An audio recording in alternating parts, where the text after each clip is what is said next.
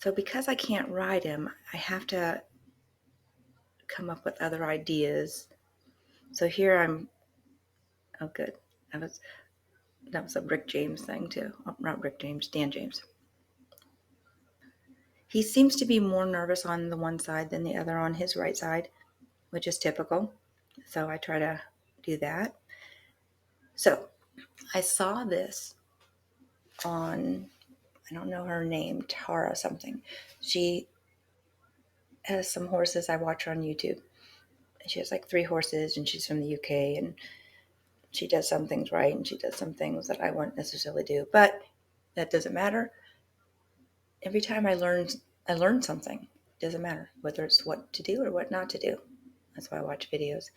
But I thought this was a good idea. So I put these jolly balls on him to simulate legs.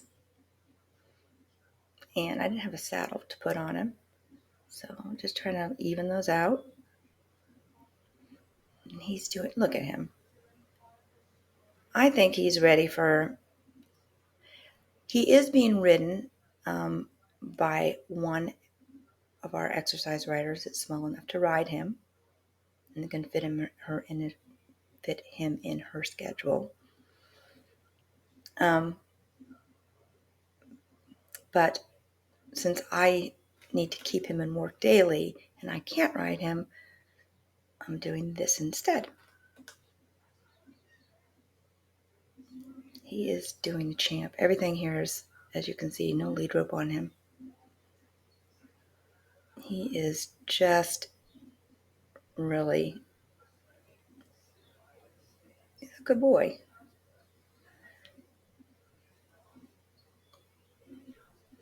Now, of course, this is all easy to do with no other distractions. There's not another horse in the ring, and we can say that this is great. But, anyways, he seems to be okay. So let's see if we can get him to trot. Oh, good. There we go. Get him to trot a little bit more movement going on. So he seems to be okay with most of this. Oh, good. Back up. Got a good boy. Give him a little break. Tell him he's a good boy. Stand. Sometimes we just stand in the arena. They have to know how to just stand still.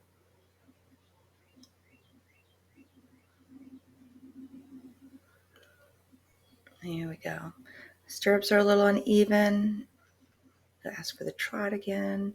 Just watching his leader. And, oh, good job.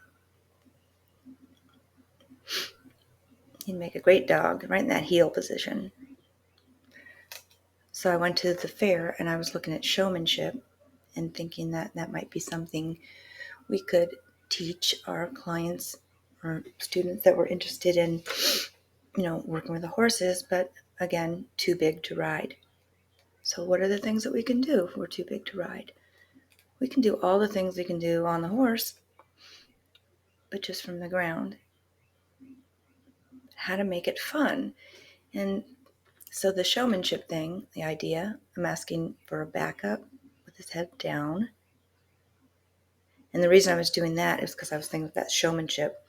In the showmanship class, they keep their head really in a neutral position, right about like that. So I think he might have done that in a previous life. He actually is pretty darn good at it. So, wow, he's just being a really good boy.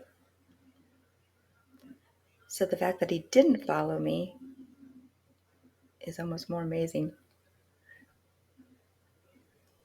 Like, yeah, okay.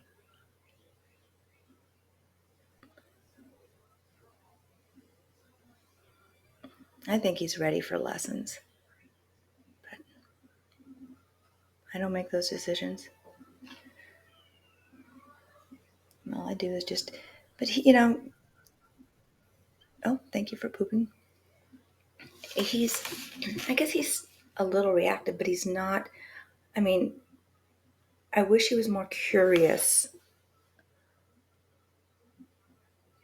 He tends to worry. I mean, all horses worry, but worry seems to be his first response. And he has to say, well, do I need to worry about it? So he's always controlling his worry more than... I just wish he had a little bit more curiosity and a little less worry.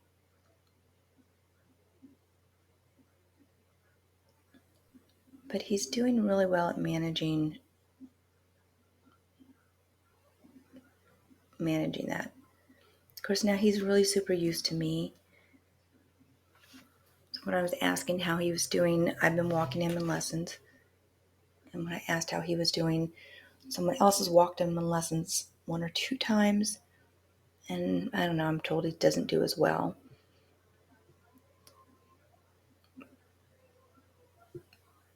He needs a competent leader. I mean, he needs someone letting him know that he's going to be okay. And not letting him get away with anything. Because he does know he can pull you around if you allow him to pull you around, then he'll gladly take that position on. But he's perfectly happy not staying right by your side. Oh, I was making noises.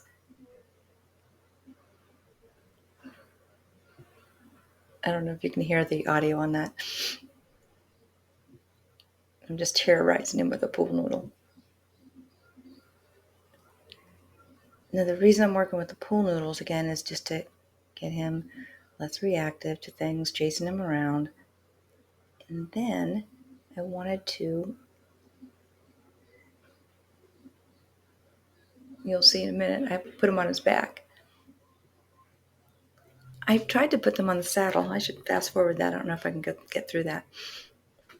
I have to edit this back out. So I put that's what I was doing. I put a lead rope on him so I could manage him better. Because now I want to push to make sure he can't release pressure himself. Because he was releasing his own pressure there whenever he wanted to. So I attached a pool noodle to him. So now I can see it out of both eyes. It's on his back. I'm liking this reaction. It's like, whatever. Crazy woman.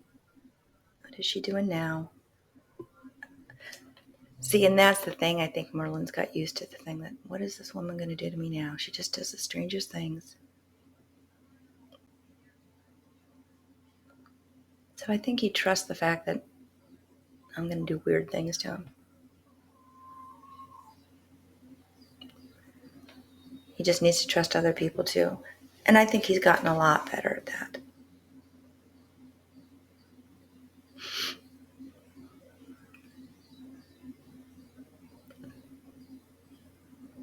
And he's listening.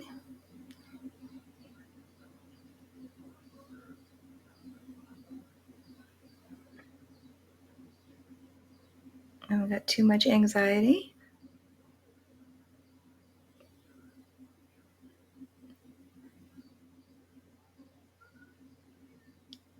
He's listening pretty good. Well, I'm going to have to fast forward through some of this stuff. I wonder if I can do that. Oh, I can.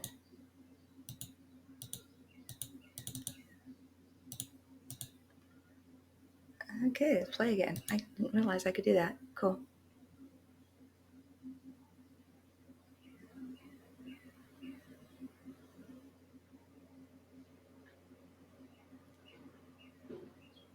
So I think it's a win. I'm going to have to adjust my speed from here. Not supposed to mumble.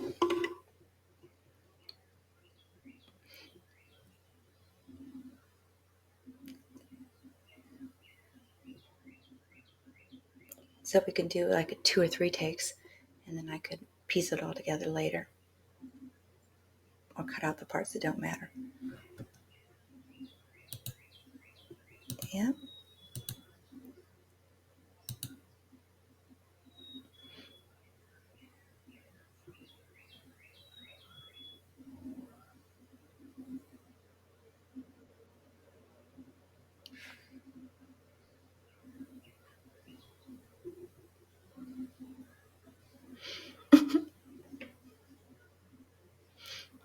See, that's what I like.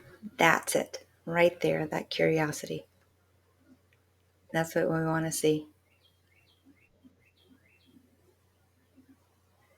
And I know he wandered off and stuff, but he also knows that I don't care at that point. So, anyways, so that's what it's like working with a horse that you can't ride. And because you're too big. So that was what I did to fix that. Thanks for listening.